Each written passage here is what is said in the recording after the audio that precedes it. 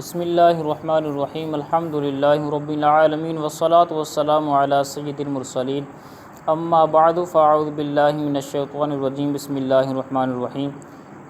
آج ہمارا سبق ہے سبق نمبر 17واں، جو کہ مدات کے بارے میں ہے، یعنی 17واں سبق ہے، مدات کے متعلق ہے۔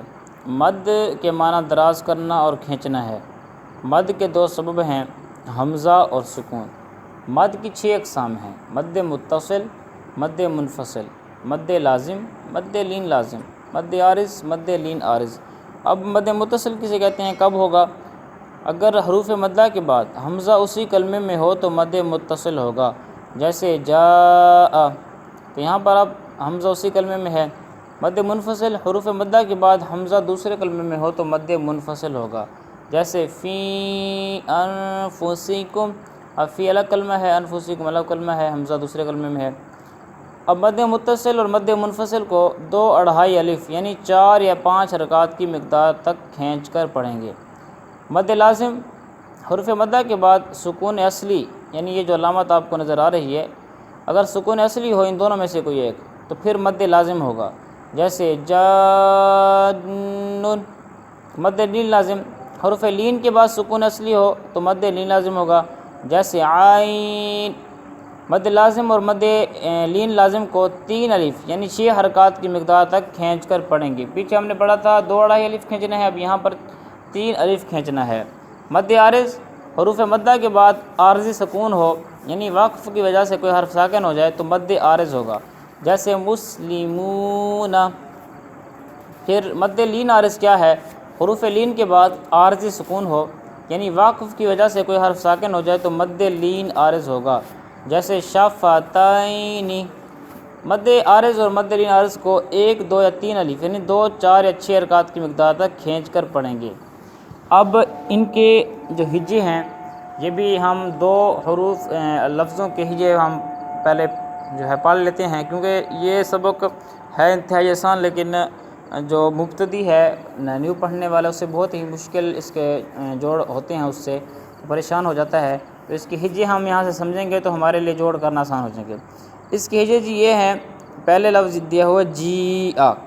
اب جی آ کے ہجے کیسے کرنے ہم نے؟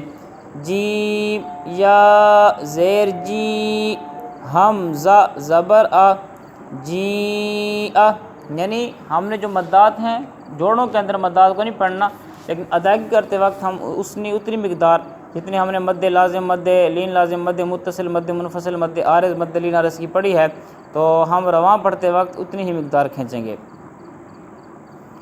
آتے ہیں اپنے سبق کی طرف۔ جیم الف زبر جا، حمزہ زبر آ، جا۔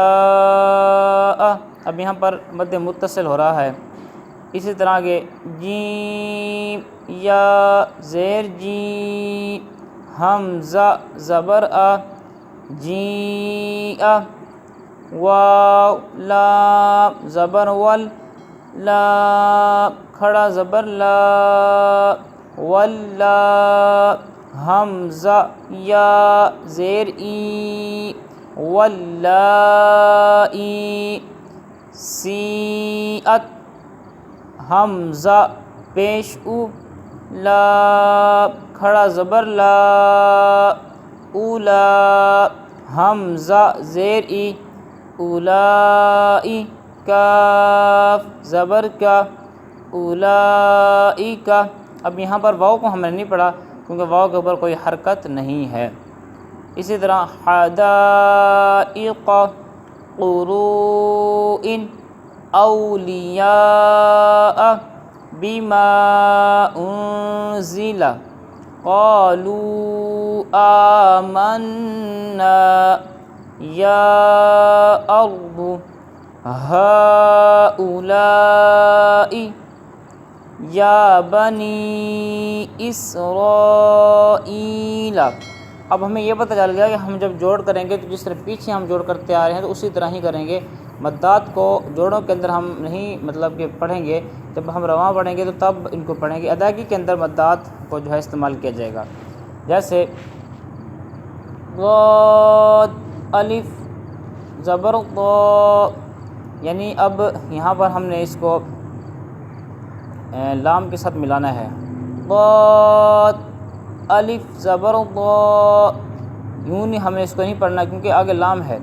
ضاد الف لام زبر ضال، لام دو زبر لن، ضالن.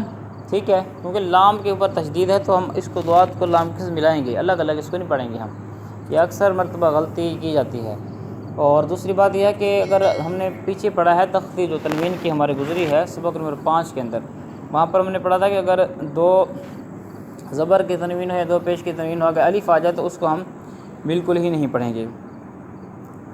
اسی طرح دابتن، آن، الذکرین، جان،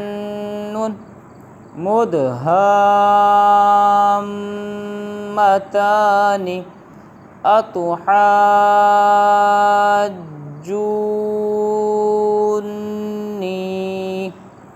اب اس کے جوڑ کیسے بنیں گے؟ اس کا جوڑ یہ بنے گا، حمزہ زبر آ، تا پیش تو، آتو، حا الف جیم زبر حاج، اتحاج، جیم واو نون پیش جود، اتحاجون،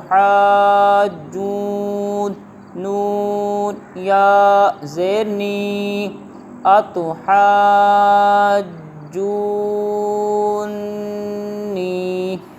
ٹھیک ہو گیا.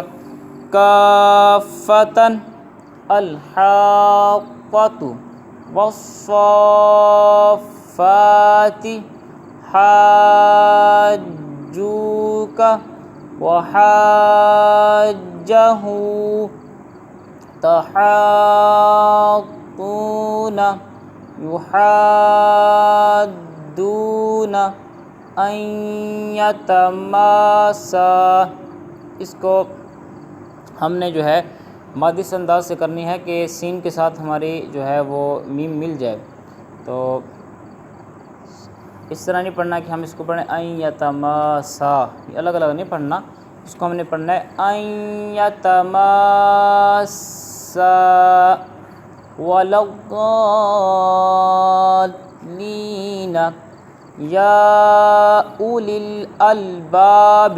اب یہاں پر اولی کے اندر واو ہے، اس کو ہم جوڑ کرتے وقت نہیں پڑھیں گے، جیسا کہ اولائکا کے اندر ہم نے واو کو نہیں پڑھا تھا. اسی طرح یتساءلون رب العالمین خوف قریش. آج کا ہمارا یہ مدات کا سبق بھی مکمل ہوا. اللہ پاک کی بارگاہ میں دعا ہے اللہ پاک ہمیں درست قرآن کریم پڑھنے کی توفیق عطا فرمائے. آمین بجاہ النبی الامین صلی اللہ تعالی علیہ وآلہ وسلم.